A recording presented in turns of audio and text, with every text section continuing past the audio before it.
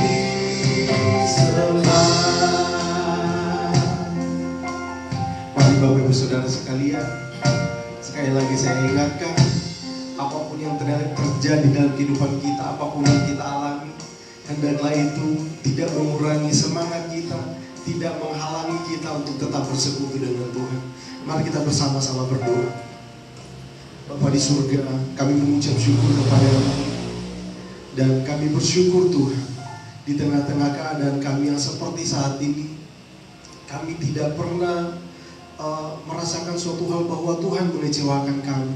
Sebab itu ya Tuhan, saat ini kami mengangkat segenap pujian syukur kami kepadamu dalam ibadah kami, walaupun hanya melalui live streaming. Kami percaya bahwa Tuhan hadir ketika kami berseru di dalam nama-Mu. Terima kasih ya Tuhan, terima kasih Yesus. Kami mengucap syukur seberapapun kami yang hadir maupun yang menyaksikan, yang ikut bersama-sama dalam ibadah ini. Kami percaya bahwa Tuhan akan menjamah kami, Tuhan akan mengurapi setiap kami, Tuhan akan tetap memberkati kami. Terima kasih ya Tuhan. Kami serahkan segenap ibadah kami. Tuhan memberkati setiap pelayan-pelayan yang ada. Berikan hikmat, otoritas dari Allah, kekuatan dari Allah untuk dapat melayani dengan baik. Terpujilah nama-Mu ya Tuhan. Kami serahkan ibadah ini dari awal, pertengahan hingga pada akhirnya. Biarlah boleh jadi seturut dengan kehendak-Mu ya Bapa. Terima kasih Tuhan, terima kasih. Di dalam nama-Mu Tuhan Yesus Kristus kami serahkan ibadah kami. Haleluya, amin. Puji Tuhan, sekali lagi shalom Bapak Ibu. Saya harap Bapak Ibu dalam keadaan apapun kita tetap bersuka cita ketika kita bersekutu dengan Tuhan. Untuk itu saya mengajak kita untuk mengangkat satu pujian sukacita. Kita katakan Tuhan Yesus baik.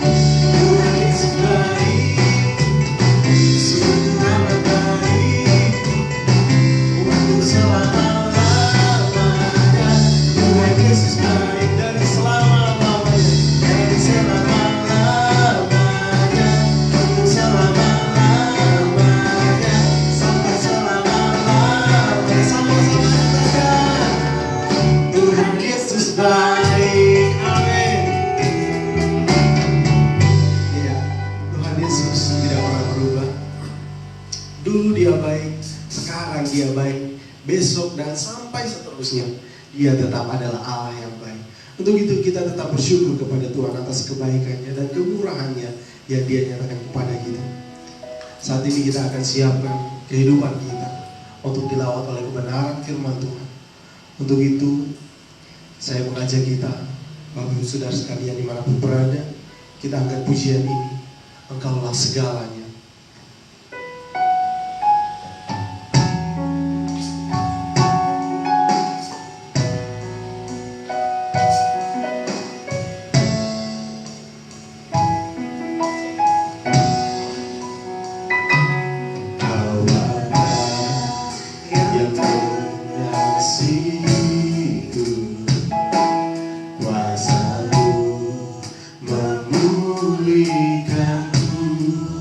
setiap hadiah baru Kau berikan untukku dapat melihat rencana-Mu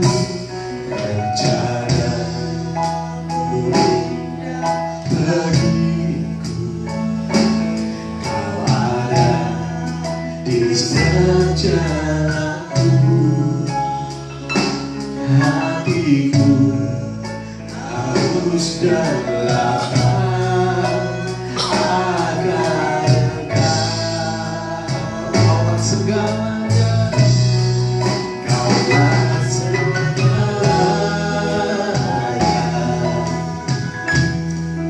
di dalam hidup. Kerajaanmu Tuhan, kerajaanmu, kebenaranmu itu bagi aku. Kaulah yang ku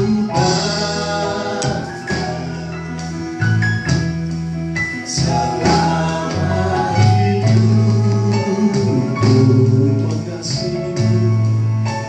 Mengasihimu, memuliakanmu, Bapa dan Rajaku. Sekali lagi Kau Bapa yang mengasihiku, Kau Bapa yang mengasihi. Wassalamu amin. Hati yang baru Kau berikan, baru Kau berikan untukku dapat melihat rencana-Mu. Rencana-Mu indah bagi Kau ada di setiap jalanku. Hatiku haus dan lapar agar Kau. Sama-sama Kaulah segalanya, Kaulah segalanya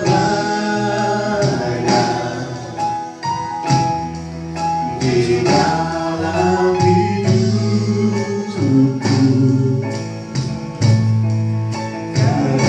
Kerajaanmu, kebenaranmu itu bagianku.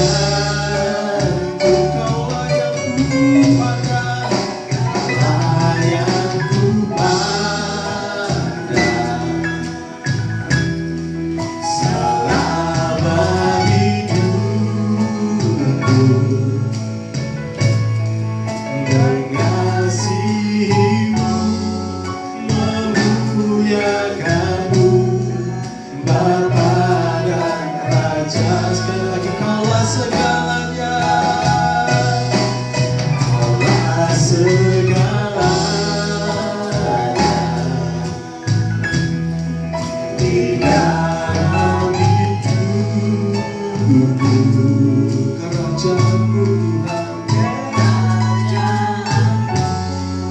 kebenaranmu itu bagianku. Kaulah yang ku pandang, Kaulah yang ku pandang selama hidupku.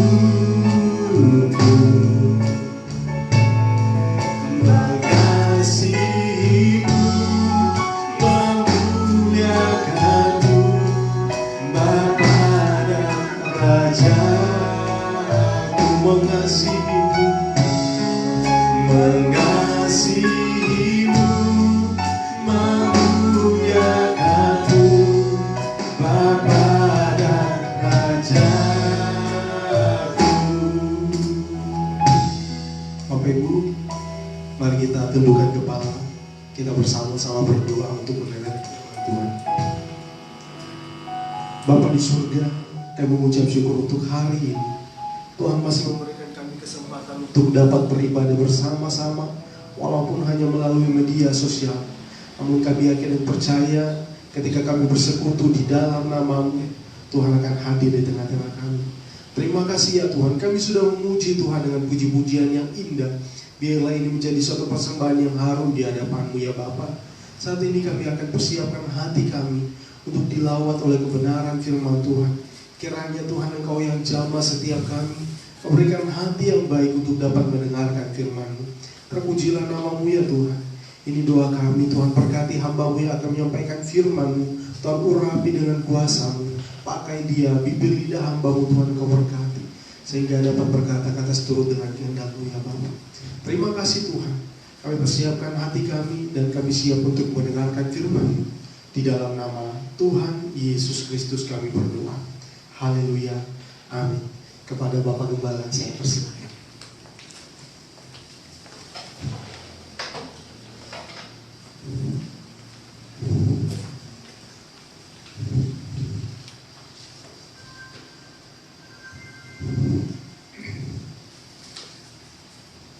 Selamat pagi, Shalom. Shalom.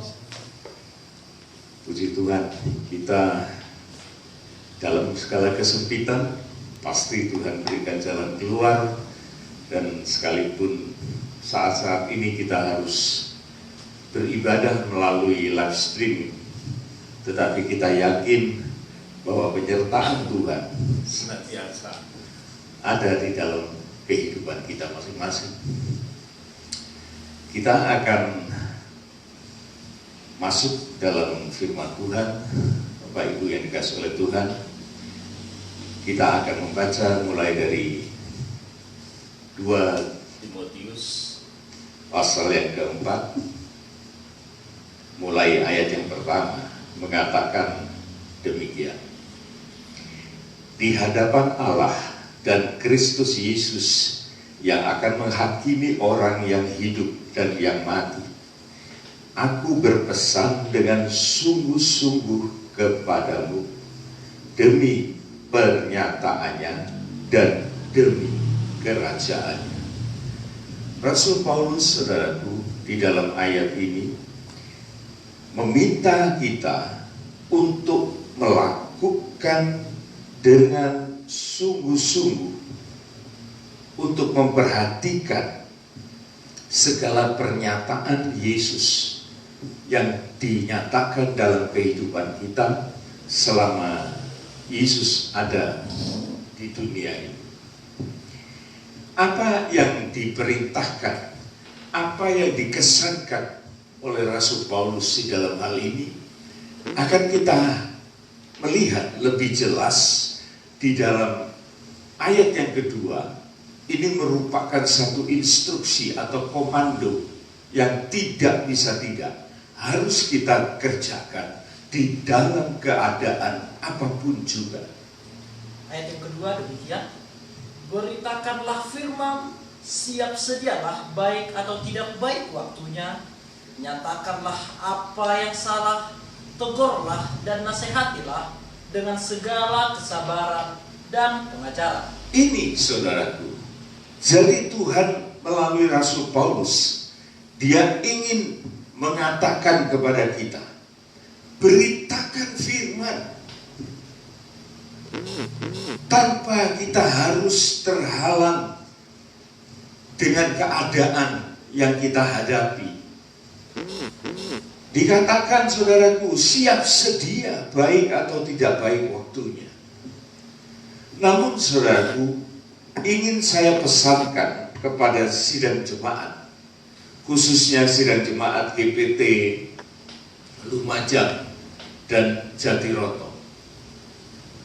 Jikalau Tuhan itu memerintahkan kepada hamba-hambanya untuk memberitakan firman, maka sidang jemaat saya sangat mengharapkan untuk mengimbangi, mendengarkan firman. Baik atau tidak baik keadaan, siap sedialah untuk membuka hati pikiran kita, mendengar, menerima, memperhatikan, mempraktekkan firman Tuhan. Oleh karena itulah kebahagiaan yang akan kita peroleh. Surat Wahyu pasal yang pertama ayat 3 mengatakan, berbahagialah orang yang membaca, mendengar, serta melakukannya. Jadi kebahagiaan kita, saudaraku, sangat berkaitan erat dengan firman Allah yang kita dengar. Oleh sebab itu, betapa pentingnya kita berusaha, kita berjuang. Itu bagian kita, saudaraku. Itu bagian kita. Jangan kita mengatakan, itu bagian orang lain, itu bagiannya Tuhan. Tuhan itu melakukan bagiannya dengan sungguh-sungguh. Maka kita sebagai manusia, sebagai umat Tuhan, kita juga harus mengerjakan apa yang menjadi bagian kita, yaitu sungguh-sungguh kita menghargai akan firman Tuhan. Firman Tuhan ini, saudaraku, memang mempunyai suatu kriteria atau satu kualitas. Firman bukan firman yang biasa-biasa, tetapi di dalam firman Allah itu dikatakan selanjutnya, nyatakanlah apa yang salah.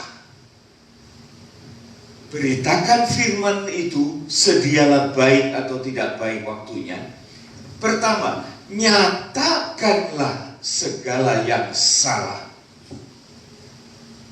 Tidak mudah, saudaraku, untuk orang itu dinyatakan kesalahannya.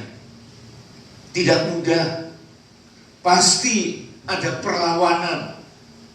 Bukan hanya itu saja. Tegurlah. Ini lebih berat lagi, saudaraku. Bukan hanya dinyatakan salahnya, tapi ditegur. Ini lebih menyakitkan.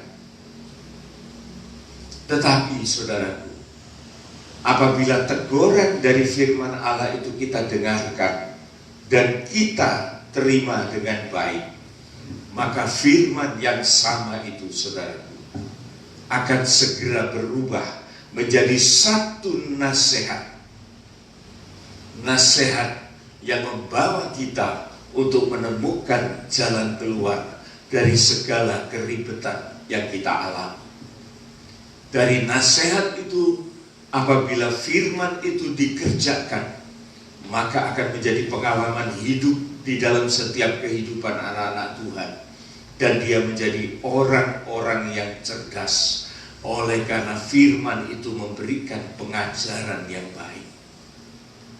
Saudara, firman Tuhan ini antara lain memberikan kita supaya kita menjadi orang-orang yang dewasa di dalam kerohanian kita. Kita baca di dalam Ibrani 5. Ibrani 5 ayat yang ke-11 sampai 14.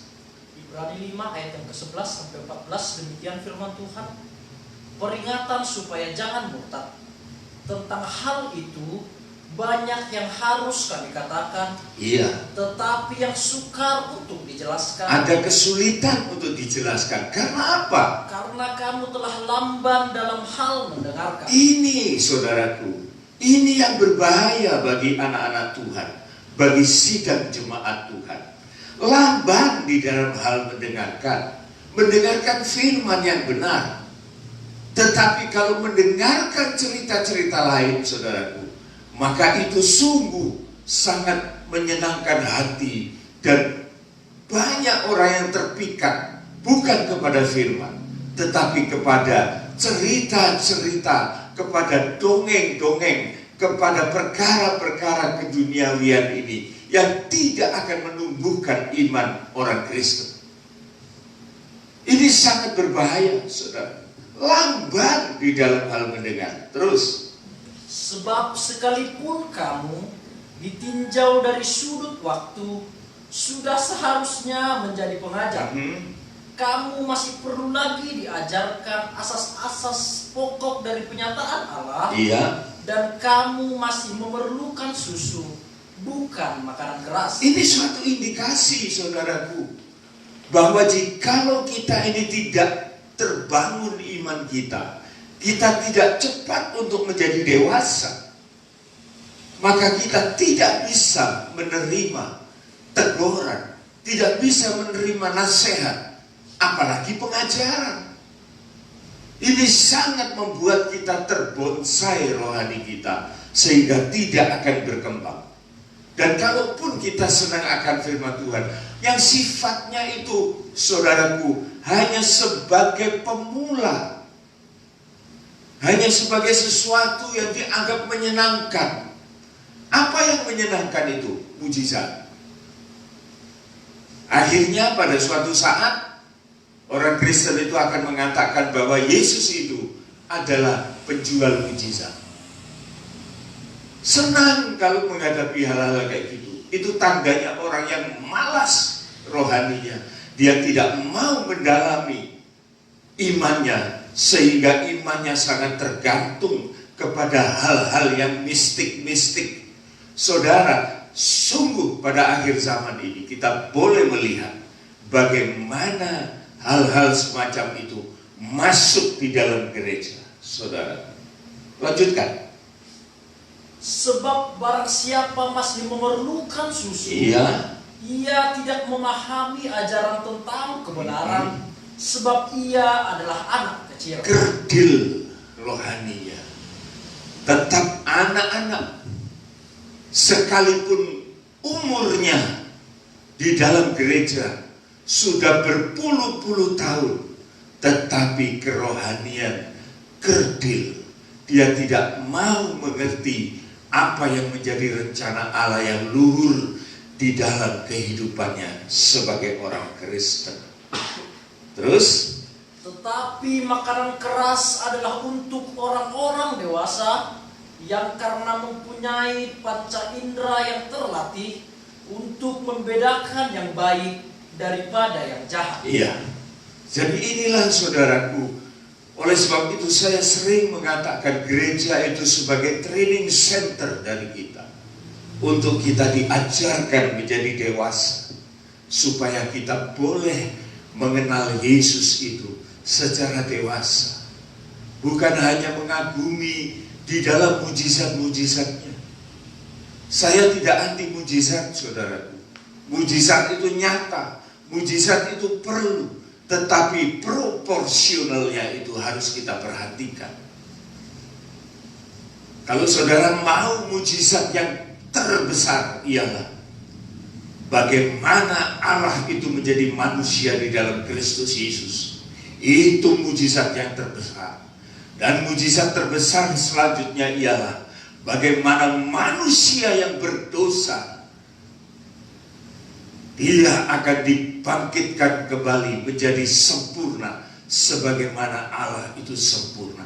Ini mujizat yang terpuncak, bukan mujizat-mujizat yang seperti yang kita hadapi sehari-hari di dalam kehidupan kita ini. Hanya merupakan dongeng-dongeng yang tidak ada arti rohaninya sama sekali. Mari kita kembali saudaraku kepada 2 Timotius 4 tadi. Kita baca ayat yang ketiga dan selanjutnya. 2 Timotius 4 ayat ketiga, demikian firman Tuhan.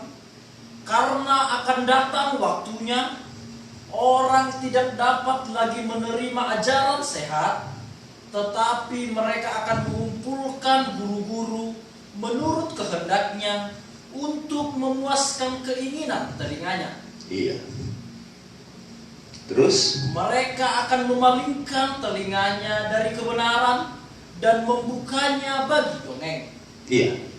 Di sini saudaraku, kita bisa mengenali bahwa apabila kita ini tidak memperhatikan firman Tuhan, tidak mendalami firman Tuhan, maka telinga kita sudah disediakan untuk mendengarkan dongeng-dongeng, saudara. Cerita-cerita, saudaraku, yang sama sekali tidak bertanggung jawab.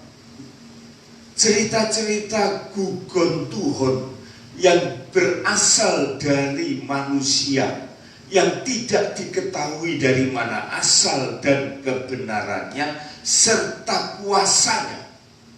Itu yang seringkali mematikan anak Tuhan, saudara. Antara lain dongeng-dongeng yang menarik tentang hal-hal yang aneh, yang spektakuler, itu sekarang banyak merambah di dalam gereja Tuhan. Kesaksian-kesaksian yang menarik ialah dari alam kematian, saudaraku. Bagaimana orang-orang banyak bersaksi tentang pengalaman-pengalaman mati suri dan penglihatan-penglihatan tentang surga, neraka. Beberapa tahun yang lalu, saudaraku, di dunia ini ada satu gerakan di Amerika yang namanya Toronto Blessing. Kita masih ingat itu. Bagaimana dia mengajarkan orang bersukacita di dalam roh. Roh apa ini, saudaraku?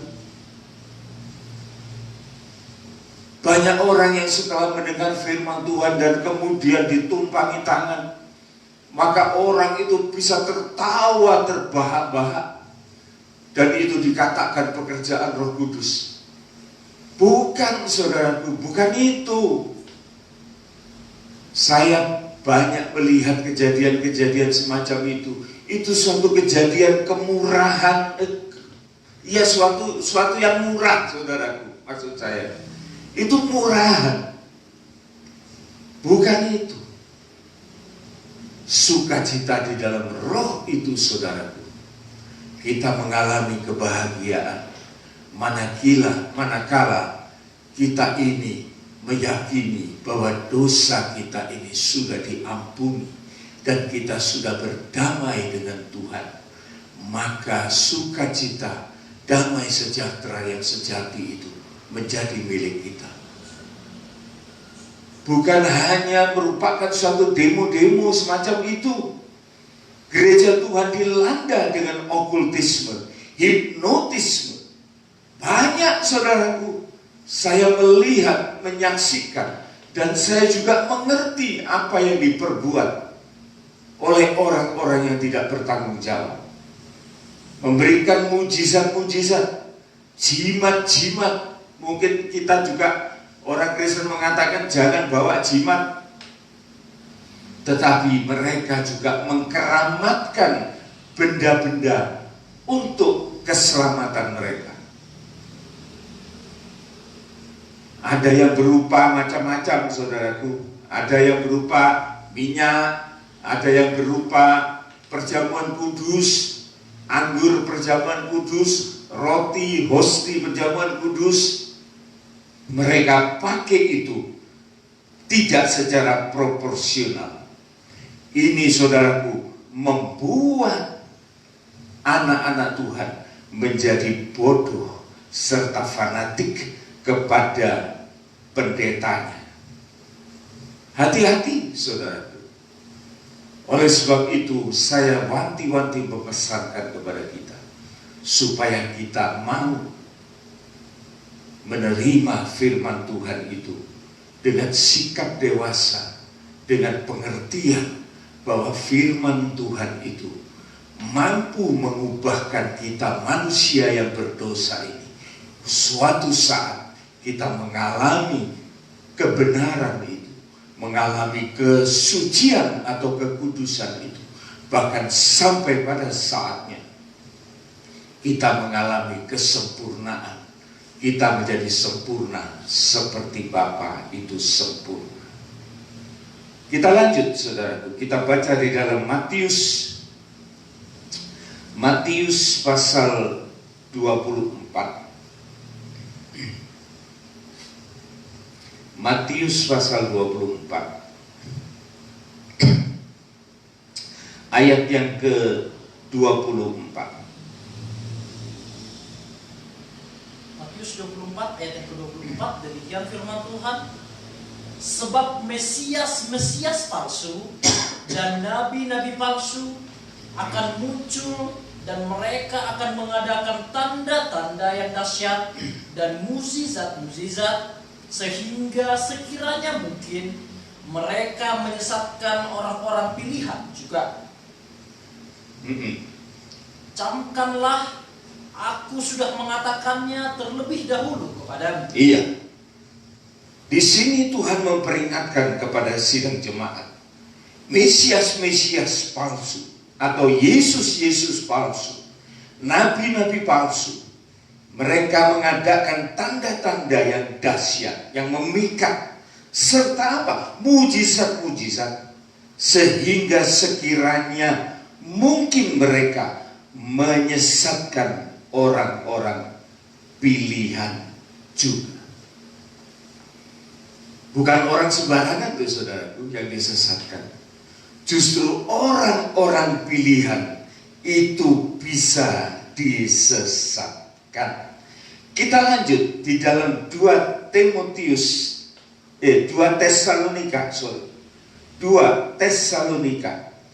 ayat 9 sampai yang ke-11. 2 Tesalonika pasal yang ke-9.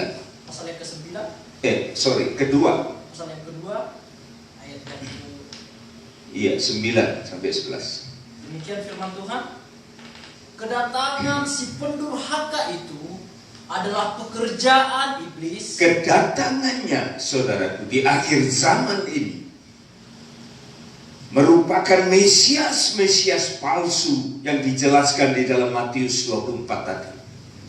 Itu akan datang, sebenarnya adalah iblis yang tampil sebagai malaikat terang. Ia akan disertai rupa-rupa perbuatan ajaib, tanda-tanda mujizat palsu.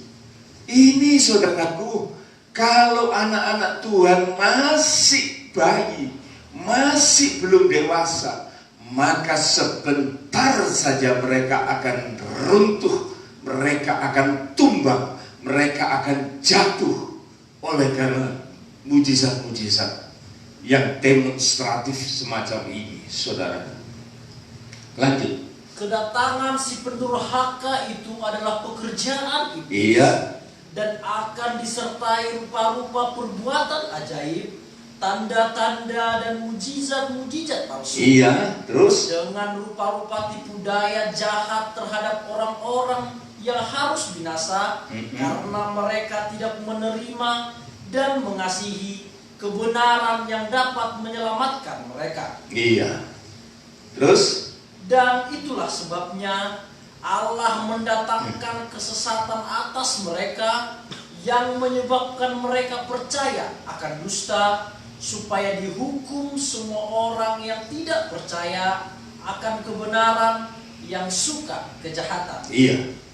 Jadi inilah saudaraku pesan dari firman Tuhan pada saat-saat ini, supaya kita betul-betul memahami apa yang dimaui Tuhan di dalam kehidupan kita masing-masing, saudaraku, supaya kita tidak tertipu dan tidak terpukau hanya kepada mujizat-mujizat yang murahan. Saudara, sekali lagi saya tidak mengatakan bahwa saya tidak menyukai mujizat. Mujizat itu nyata, mujizat itu ada.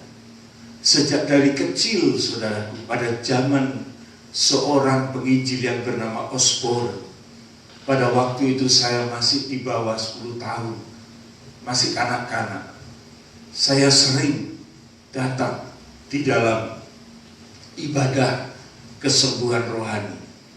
Tetangga saya ada seorang emak-emak yang sudah tua, yang matanya rusak oleh karena terkena sarang laba-laba pada waktu dia membersihkan rumah, dan mata itu tidak bisa dipakai dengan baik. Tetapi pada waktu dia datang di dalam kesembuhan ilahi itu, maka dia mengalami satu kesembuhan. Itu tetangga saya, dan tidak mungkin dia bohong. Oleh karena saya melihat bahwa emak-emak ini, orang tua ini, saudaraku, setiap hari kerjanya cuma baca Alkitab. Saya tanya, Mak, kok baca-baca Alkitab terus? Dia mengatakan, mata Mak ini dulu tidak bisa buat baca.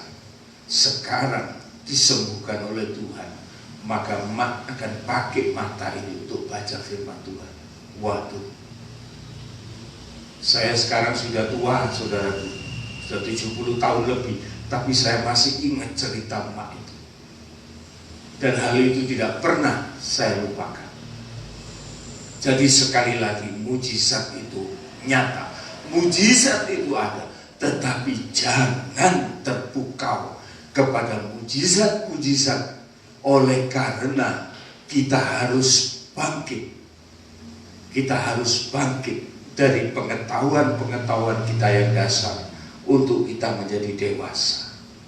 Sekarang saudaraku, di dalam akhir pertemuan ini, saya akan membawa sebuah cerita, saudaraku, supaya di dalam satu cerita pemberitaan firman Tuhan ini terkemas dengan rapi, dan saudara tidak akan melupakannya lagi, dan saudara akan mengenal maksud-maksud dari mujizat-mujizat yang Tuhan izinkan untuk terjadi di dalam dunia ini.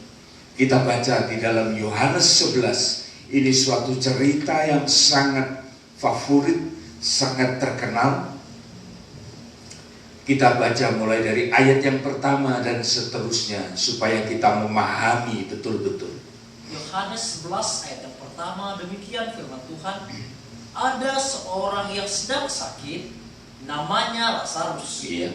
Ia tinggal di Betania, kampung Maria dan adiknya Marta.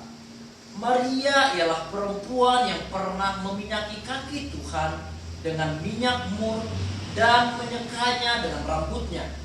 Dan Lazarus yang sakit itu adalah saudaranya. Ada orang sakit namanya Lazarus, itu saudara Maria, teman baik dari Yesus. Keluarga ini sangat dikasihi oleh Yesus. Terus kedua perempuan itu mengirim kabar kepada Yesus, Tuhan, dia yang engkau kasihi sakit. dia ingin Yesus berbuat sesuatu mujizat untuk kesembuhan dari Lazarus. Tidak salah. Terus Ketika Yesus mendengar kabar itu, ia berkata, penyakit itu tidak akan membawa kematian, tetapi akan menyatakan kemuliaan Allah, sebab oleh penyakit itu anak Allah akan dimuliakan. kita bisa melihat, saudaraku, di dalam pemikiran Tuhan Yesus, bahwa segala penderitaan yang dialami oleh setiap manusia, maka di dalamnya ada kesempatan buat Allah bekerja melalui mujizatnya, dan akan membuat orang itu dapat memuliakan Allah secara wajar. Terus Yesus memang mengasihi Marta dan kakaknya dan Lazarus. dia mengasihi keluarga ini. Terus Namun setelah didengarnya bahwa Lazarus sakit, ia sengaja tinggal 2 hari lagi di tempat. dia tidak segera untuk pergi ke tempat Lazarus yang sakit itu, oleh karena dia tahu bahwa di dalam kesulitan itu ada kesempatan kemuliaan Tuhan akan dinyatakan lebih dari sekedar mujizat menyembuhkan orang sakit. Terus Ia sengaja tinggal 2 hari lagi di tempat di mana ia berada. Tetapi sesudah itu ia berkata kepada murid-muridnya, marilah kita kembali lagi ke Yudea. Murid-murid itu berkata kepadanya, Rabi, baru-baru ini orang-orang Yahudi mencoba melempari engkau. Masih maukah engkau kembali ke sana? iya, terus Jawab Yesus, bukankah ada 12 jam dalam 1 hari? Siapa yang berjalan pada siang hari, kakinya tidak terantuk, karena ia melihat terang dunia ini. Tetapi jika seorang berjalan pada malam hari, kakinya terantuk, karena terang tidak ada di dalam diri. iya, Yesus itu adalah terang yang membawa kita semakin dekat kepada kehendaknya, supaya kita jangan sesat di dalam perjalanan hidup kita. Banyak halangan, saudaraku, tetapi terang itu tetap akan membawa kita kepada suatu rencana besar dari Allah yang akan diperbuat oleh Yesus di dalam hal ini. Kita baca ayat yang ke-11. Demikianlah perkataannya, dan sesudah itu ia berkata kepada mereka, Lazarus saudara kita telah tertidur. Lazarus saudara kita telah tertidur.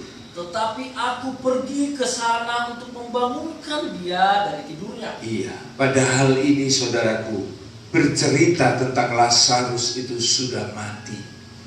Tetapi di dalam pandangan Yesus bahwa hal itu sangat mudah bagi Tuhan untuk melakukan sesuatu yang besar untuk kemuliaan nama Tuhan.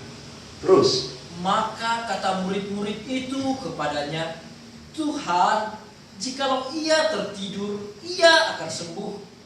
Tetapi maksud Yesus ialah tertidur dalam arti mati. iya, Sedangkan sangka mereka Yesus berkata tentang tidur dalam arti biasa. iya. Saudara perhatikan ayat berikutnya ini. Ini adalah klimaks. Ini adalah suatu poin yang harus kita pahami. Maksudnya untuk apa hal itu dilakukan oleh Yesus. Ayat 14 dan 15. Karena itu Yesus berkata dengan terus terang, Lazarus sudah mati. Lazarus sudah mati. Terus, Tetapi syukurlah aku tidak hadir pada waktu itu. syukurlah aku tidak hadir pada waktu Lazarus sakit sampai mati. Syukur aku tidak hadir pada waktu itu. Sebab demikian lebih baik bagimu supaya kamu dapat belajar percaya. Marilah kita pergi sekarang kepadanya. Saudara, poin ini membawa kita untuk kita menjadi mengerti bahwa peningkatan iman itu, saudaraku, itu lebih penting dari suatu iman yang statis. Jikalau Yesus datang menyembuhkan Lazarus, mujizat itu terjadi oleh karena orang sakit disembuhkan.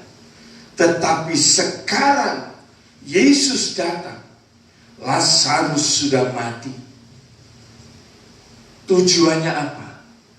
Supaya orang-orang di sekitar Lazarus itu melihat suatu mujizat, suatu kenyataan kuasa Allah, dan mereka boleh belajar untuk meningkatkan iman mereka. Saudara, kita loncat ayat yang berikutnya, ayat yang ke-32.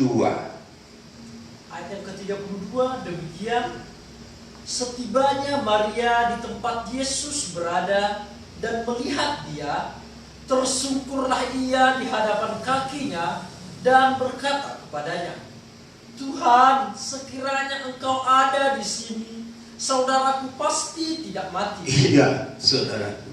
Di sini kita bisa melihat dan kita belajar bagaimana iman itu mulai bertumbuh.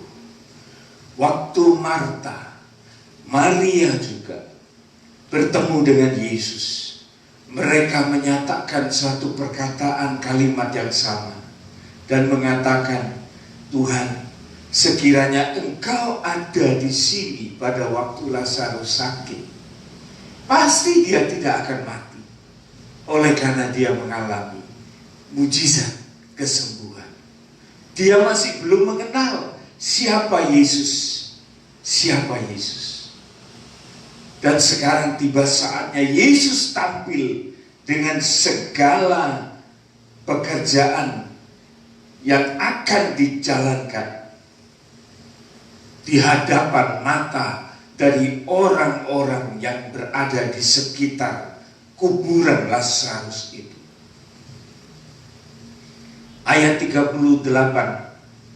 Demikian, maka masgullah pula hati Yesus. Hati Yesus merasa sedih, pedih, masgul oleh karena dia menghadapi kenyataan manusia itu hanya sedemikian, saudaraku. Bahkan dikatakan Yesus menangis oleh karena dia melihat bagaimana kenyataan manusia ini menghadapi masalah yang sangat mengerikan, sangat menakutkan itu. Maka masgul pula hati Yesus. Terus Lalu ia pergi ke kubur itu. Kubur itu adalah sebuah gua yang ditutup dengan batu. iya, lanjut. Kata Yesus, angkatlah batu itu. Angkatlah batu itu. Marta, saudara orang yang meninggal itu, berkata kepadanya, Tuhan, ia sudah berbau. Ia sudah berbau. Sebab sudah 4 hari ia mati. 4 hari ia sudah mati. Jawab, Bukan mati suri, saudaraku. Bukan mati suri. Tetapi mati, betul-betul mati. Dan sudah proses pembusukan itu sudah berjalan.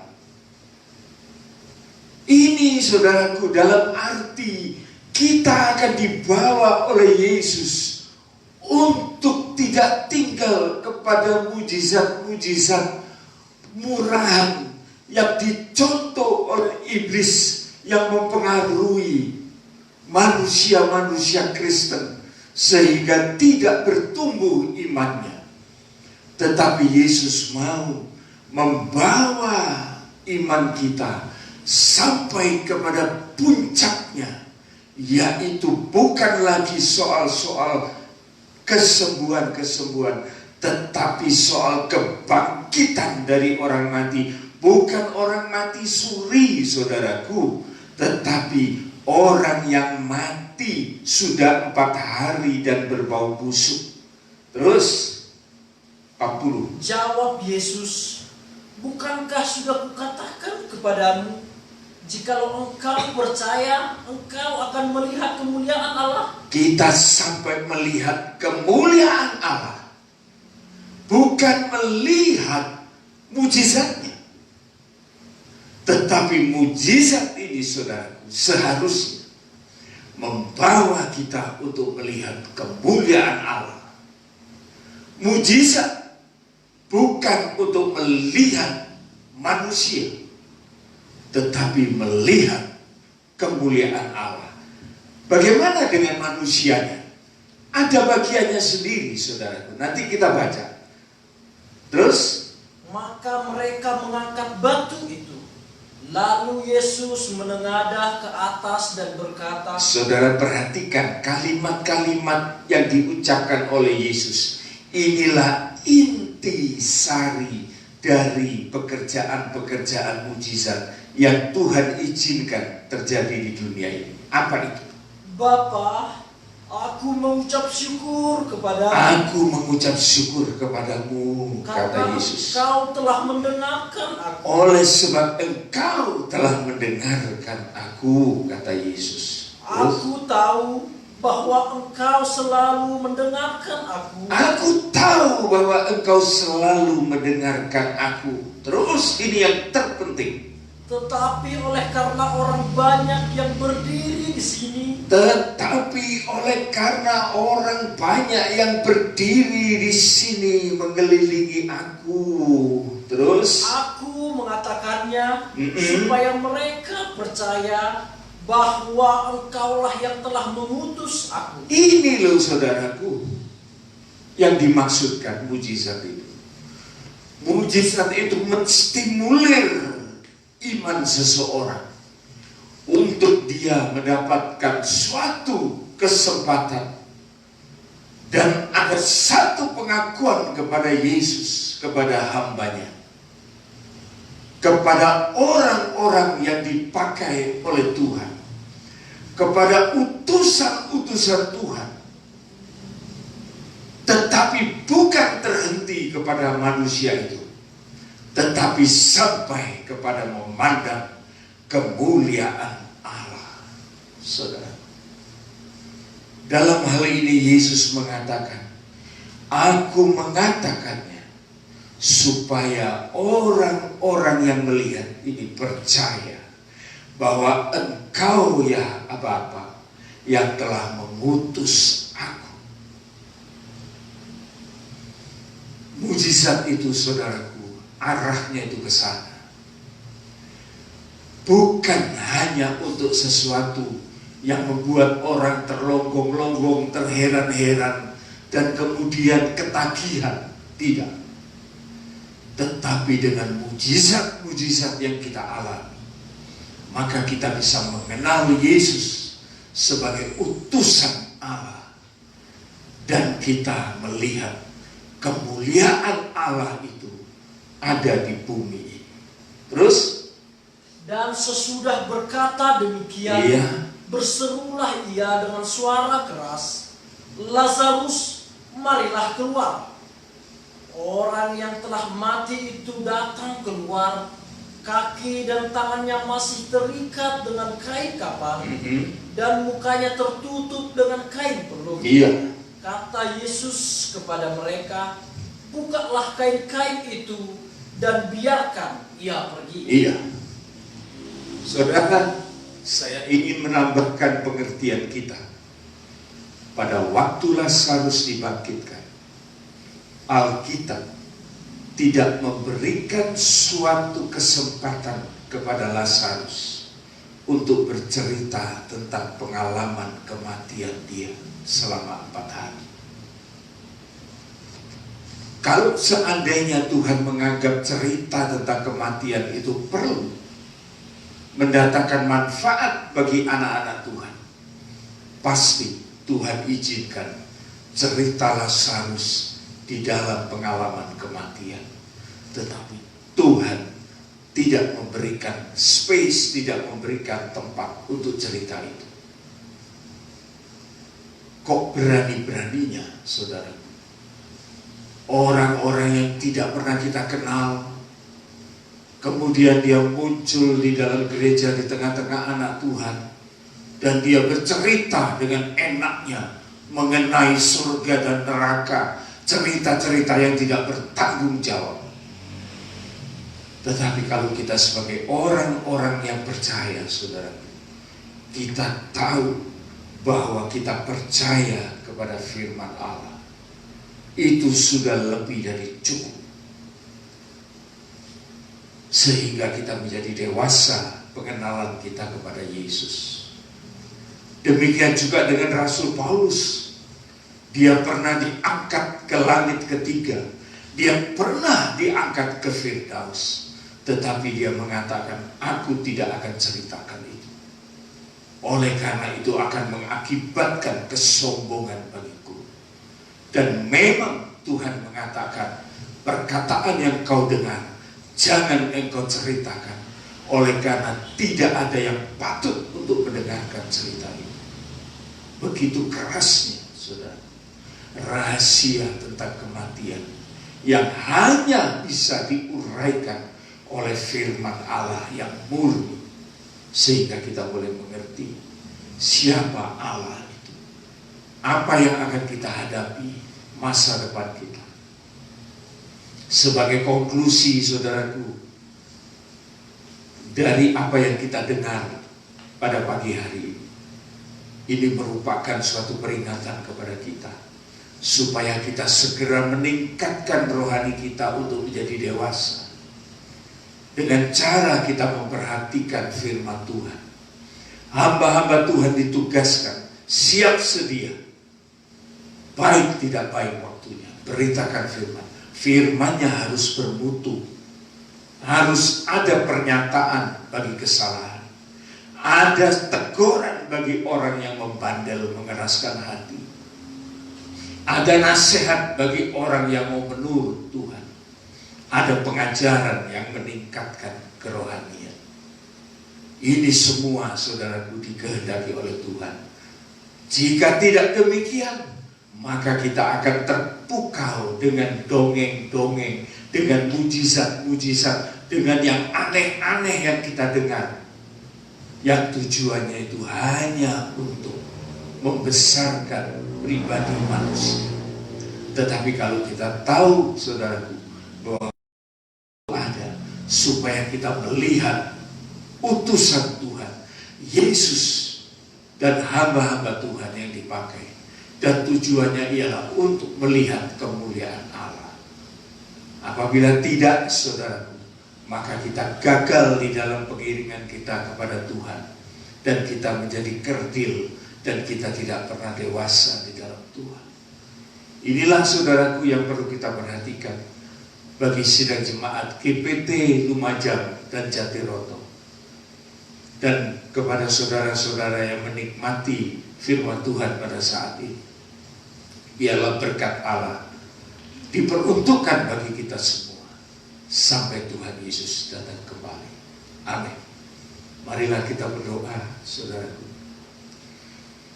Bapa di dalam surga, kami bersyukur bahwa ketegasan firman-Mu telah kami nikmati pada pagi hari ini. Supaya kami sidang jemaat-Mu, Tuhan, tidak tertinggal di dalam kekanak-kanakan, tetapi mulai memperhatikan segala sesuatu dengan dewasa, lebih mengerti akan rencana-Mu yang sesungguhnya, sehingga kami tidak tertipu dengan ulah daya iblis yang juga bisa tampil sebagai malaikat terang.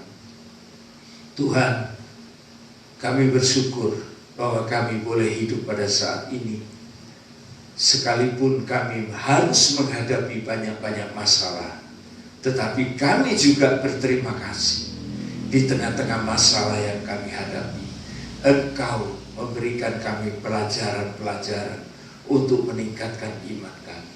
Terima kasih Tuhan, terima kasih buat firman yang sudah kami dengar. Biarlah ini boleh menjadi tuntunan dan berkat bagi kehidupan kami. Tuhan, kami berdoa bagi sidang jemaat yang Tuhan asuh melalui kehidupan kami suami istri. Tuhan, biar kiranya mereka tetap terpelihara di dalam kasih kemurahan Tuhan. Sekalipun untuk sementara kami tidak bisa bertemu sebagaimana biasa, tetapi kami dipertemukan di dalam roh kami masing-masing, bersekutu di dalam Tuhan kami Yesus Kristus, sehingga persekutuan ini lebih kuat, jauh lebih bermanfaat daripada kami berkumpul, berjumpa secara manusia. Tuhan, kami percaya pada saatnya Engkau akan teduhkan semua yang terjadi di dunia ini, dan kami boleh kembali untuk beribadah sebagaimana biasa di tempat gereja kami masing-masing. Tolonglah Tuhan, biarlah semuanya ini berlalu oleh karena pertolongan Tuhan. Kami juga berdoa Tuhan bagi jemaat yang sakit, yang kami tahu adalah Bapak Han Kyong, yang pada saat ini menderita sakit tifus. Tuhan, biar kiranya Engkau jamah Bapak ini, dan Engkau berikan kekuatan yang baru. Engkau tolong Tuhan, supaya pemulihan terjadi atas kehidupannya, atas fisiknya, atas kesehatannya, dan kuasa-kuasa kegelapan disingkirkan di dalam nama Yesus Kristus.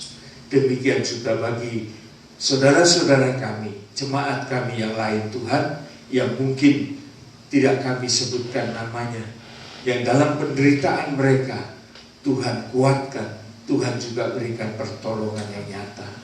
Terpujilah nama-Mu ya Tuhan. Segala kepujian, syukur kami persembahkan hanya bagi Tuhan, dan di dalam nama Tuhan Yesus Kristus, Juru Selamat kami yang hidup, akan menyertai kita semua, saudara-saudaraku yang kasih dalam Tuhan. Dimanapun saudara berada, terimalah berkat anugerah kasih sayang dari Allah Bapa, Sang Putra dan Roh Kudus, menyertai kehidupan kita sekalian, mulai dari saat ini sampai Maranatha Tuhan Yesus datang kembali. kita akan lanjutkan segala aktivitas dalam hari ini.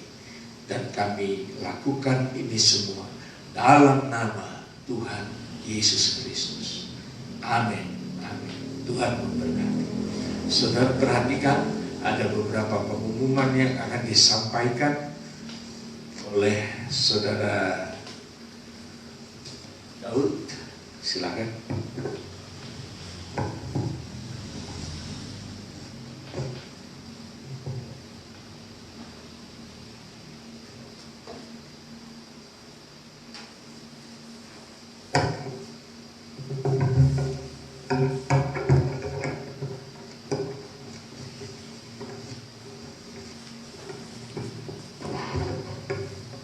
Ya, mohon waktunya sebentar Bapak Ibu Saudara. Mohon waktunya sebentar, saya akan bacakan pengumuman kita untuk 1 minggu ke depan. Bapak Ibu Saudara, ibadah kita sampai hari ini masih berjalan seperti hari ini. Kita tetap akan melakukan live streaming sampai pada waktu pemerintah akan memutuskan sampai kapan kita bisa beribadah seperti biasanya. Nah, namun satu pengumuman Bapak Ibu Saudara, untuk Jumat Agung kita berencana untuk memberikan roti dan anggur itu ke rumah-rumah Bapak Ibu Saudara. Sekiranya mungkin anggur itu akan kita minum, akan kita makan bersama-sama dengan roti di hari Jumat Agung. Nanti saya dengan rekan-rekan sekalian nanti akan datang ke rumah Bapak Ibu Saudara untuk memberikan roti dan anggur itu. Kami berharap Bapak Ibu Saudara ada di rumah sehingga pertemuan kita boleh berjalan dengan baik. Mungkin demikian pengumuman yang bisa saya bagikan. Tuhan Yesus memberkati.